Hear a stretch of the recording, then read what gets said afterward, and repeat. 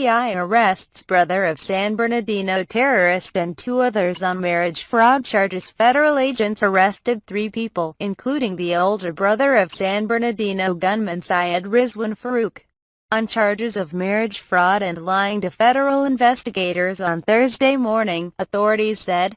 Syed Raheel Farook, his wife Tatiana Farook, and her sister Mariya Chernykh are charged in a 5-count indictment filed in federal court alleging that Chernykh entered into a fraudulent marriage with Enrique Marquez Jr., who has been accused of providing weapons used in the deadly December 2 attack at the Inland Regional Center. 2 people were arrested at Farook's home in Corona after the FBI conducted a search warrant Thursday, according to SGT. Paul Mercado, a spokesman for the Corona Police Department. A second search warrant was served at Chernykh's home in Ontario, federal prosecutors said, in the course of the investigation into the terrorist attack. Federal authorities said they determined Marquez received money to marry Chernykh, who took part in the wedding only to gain legal status in the U.S.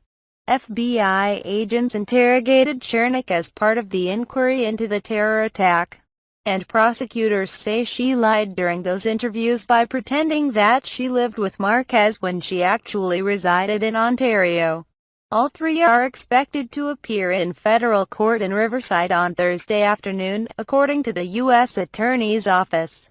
They were charged with conspiring to concoct the illusion of a marriage between Marquez and Chernykh and face up to 5 years in federal prison if convicted. Chernykh also was charged with fraud, misuse of visas and other documents, perjury and 2 counts of lying to federal investigators. Those additional charges together carry a maximum sentence of up to 25 years in federal prison, according to the U.S. Attorney's Office. This is the latest step in the comprehensive investigation into the horrific attacks in San Bernardino last year that took the lives of 14 innocent Americans and deeply affected so many more. U.S. Atty. Eileen M. Decker said in a statement, "As I have said previously, we owe the victims and the entire community of San Bernardino a thorough investigation that uncovers all criminal activity surrounding these events."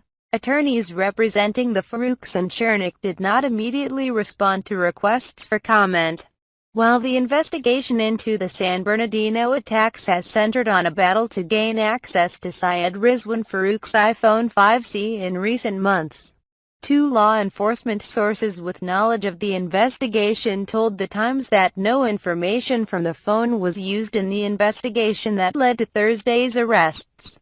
Federal authorities were prepared to battle Apple over access to the phone in court but were able to gain access with the help of a third party late last month. A 12-page indictment that was handed up on Wednesday afternoon accuses Chernykh and Marquez of staging photographs of their relationship and later purchasing a wedding ring long after they were supposed to have been wed in order to sustain the illusion of marriage. Chernykh made 3 separate $200 deposits in a bank account she shared with Marquez in late 2015, according to the indictment. Federal prosecutors previously alleged that Marquez was paid $200 per month to take part in the sham marriage with Chernykh. The pair claimed they were married at a religious institution in Corona in November 2014, but Chernykh struggled to play the role of blissfully wedded wife early on, according to the indictment. On Christmas Day 2014, Tatiana Farook told Chernykh to stop posting photos of the father of her child on social media, prosecutors say. When the couple learned they were going to be interviewed by immigration officials in late 2015, panic set in, according to the indictment. Syed Raheel Farook created a fraudulent lease agreement that suggested Marquez and Chernykh had been living together since November 2014. The agreement said the couple lived with Farook and his wife at their Forum-Way home in Corona, prosecutors say, but public records show Chernykh actually resided in Ontario. In a November 2015 email exchange, Marquez and Chernykh discussed their mutual anxiety over their upcoming immigration interview because of the lack of contact with each other. According to the indictment, Days later, Marquez posted on social media that he was involved in terrorist plots and he might go to prison for fraud, the indictment said.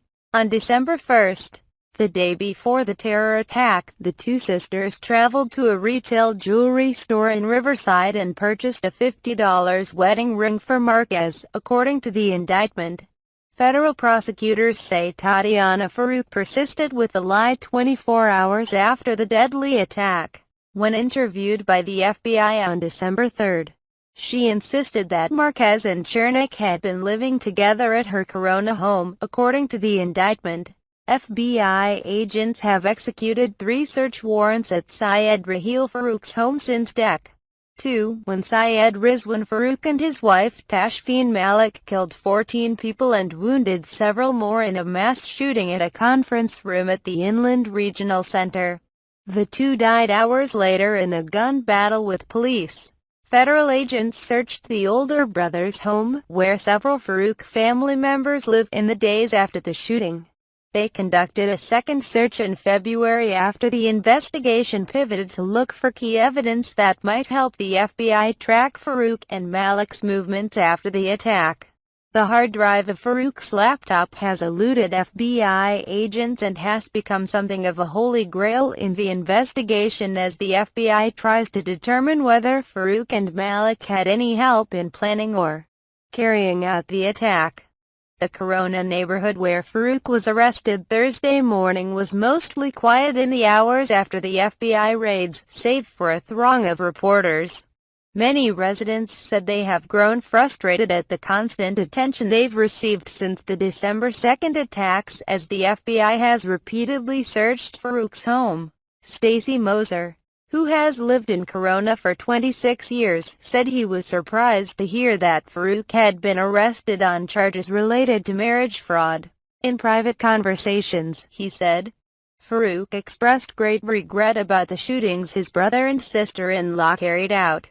I was very surprised, that's why they got arrested, he said. When they said it was about the marriage thing, well, I was more concerned about the shooting. Moser described Farook and his wife as a happy, friendly pair. They're not hiding from anything, he said. Another neighbor, who declined to give his name, also said he was surprised that the FBI had arrested the pair on marriage fraud charges. The guy spent 4 years in the Navy. I don't know what they want from him, the neighbor said. It's his brother that's the idiot.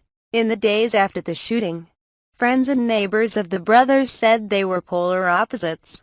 While his younger brother has been named as the architect of the deadliest terror attack on U.S. soil since Sept. 11, 2001. The elder Farook was a Navy veteran who received medals for service in the global war on terrorism. The older brother was the extrovert of the two, friends say. Loud and sociable compared to his brother. While there has been no indication the older Farook brother had any advanced knowledge of the attack on the Inland Regional Center. Police were called to his Corona home days after the shooting because of a domestic disturbance. The Riverside County District Attorney's Office later declined to file charges in that incident. Tatiana Farook came to the U.S. on a short-term educational visa in 2003, living in Virginia for a time. She married, and later divorced, a man in Richmond, Virginia, before moving to Southern California, where she opened a number of businesses, including a cell phone kiosk at the Montebello Town Center, public records show. Among her employees was her younger sister, Mariya, who left Russia on a short-term visa in 2009. Tatiana married Syed Raheel Farook in 2011, and the two witnesses listed on their marriage license were Syed Rizwan Farook and Marquez. In the days after the attacks, Marquez emerged as a central player in the FBI's terror investigation, while most who knew him described Marquez as a goofy, nervous man who posted cartoons to Facebook and had dreams of enlisting in the Navy. Federal prosecutors said he underwent a change after he fell under